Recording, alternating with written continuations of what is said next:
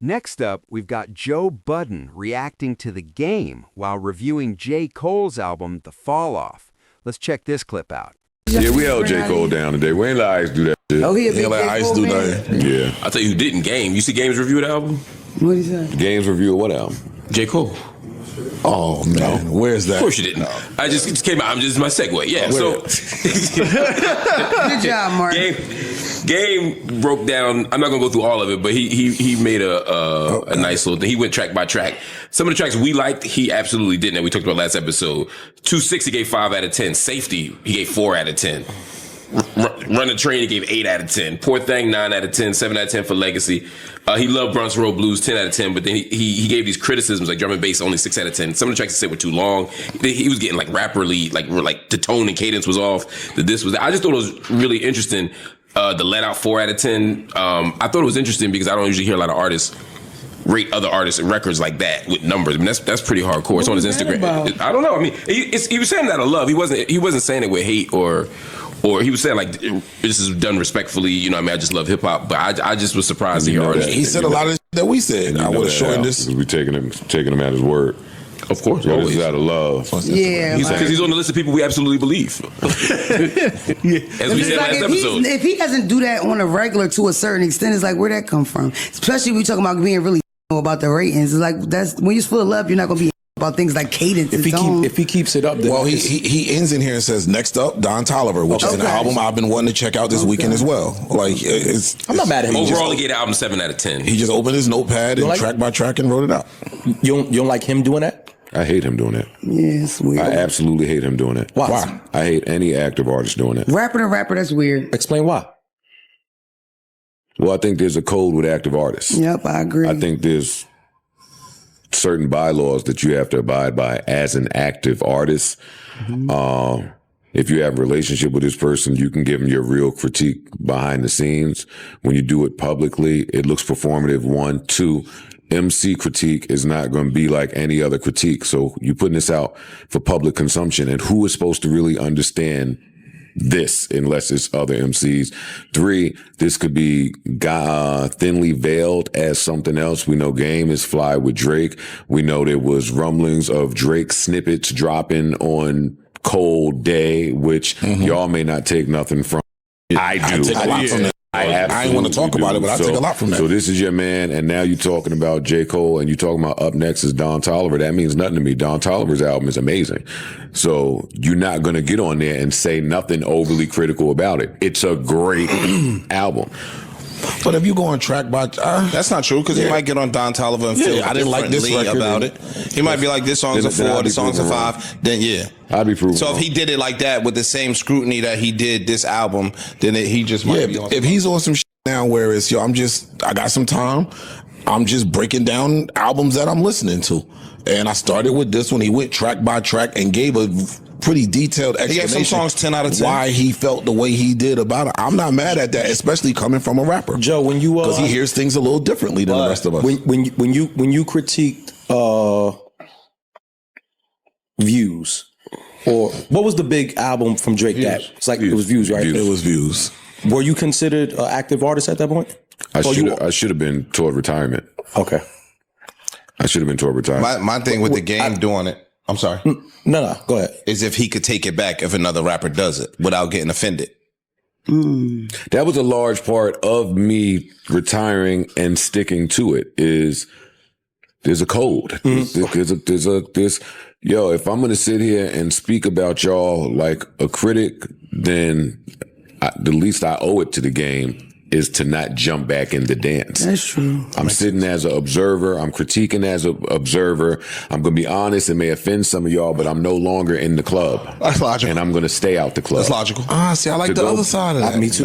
Now when you talk like the other every side that- day for a living about music, No, I'm talking about in the hit. I'm talking about like being still in it, like a almost like an active NBA player sitting there critiquing the game. I like that, and then I still got to get back on the court and lace them up. See, but you shouldn't do that. you should. Why? Because now it opens the door for every single game that you play To be critiqued. Yeah. Okay, what if I'm with that though? As As game, real quick, it was as game.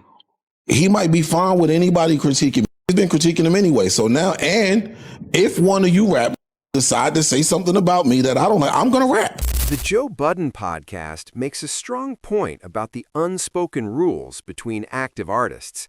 I also appreciate how they balance respect for the game with honest talk about the risks involved.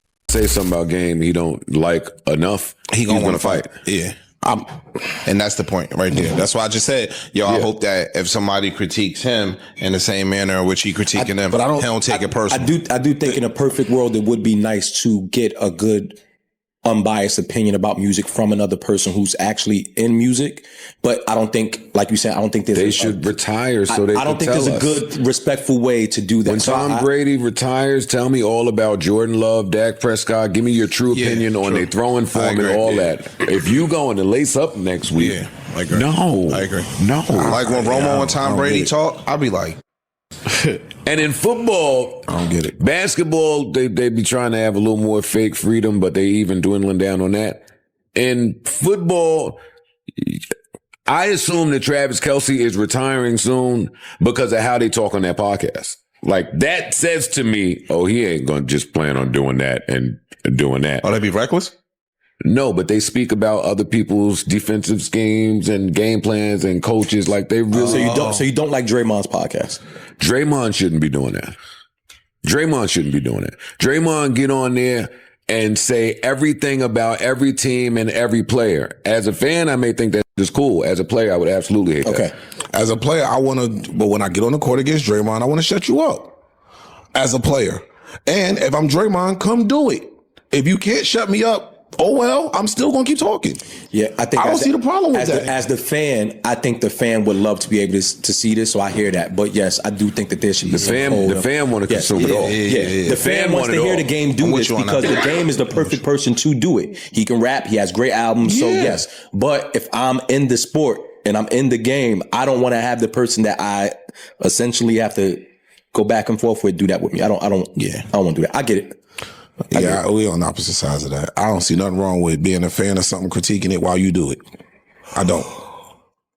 Especially if I can put out high quality albums, I can. It's tact and etiquette. Yeah, I agree. Some things have. But again, he's doing it. You didn't read the review. He didn't shit on him. He's not doing this disrespectfully. Says who? He didn't shit on him.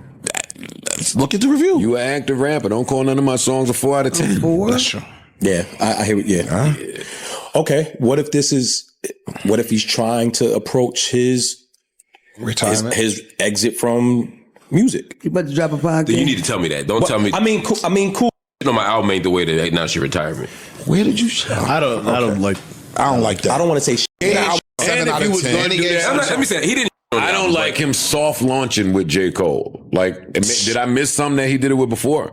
No. Then maybe I'll change my opinion. Joe Budden shared his thoughts on the Game's public review of J. Cole's album, The Fall Off, expressing a mix of respect and concern. He was intrigued that the Game went track by track, giving numerical ratings that highlighted both the strengths and weaknesses of each song. Joe emphasized that the Game approached the review respectfully, out of love for hip-hop, rather than with any negativity or personal agenda. However, he also explained why he personally dislikes active artists publicly critiquing the work of their peers. According to Joe, there's an unspoken code among artists. If you're actively releasing music, openly rating another artist's album can create tension, misunderstandings, or unintended conflicts. While fans might enjoy seeing a fellow musician break down an album in detail, from an artist's perspective, it could feel performative or even risky, especially when relationships and alliances in the industry are considered.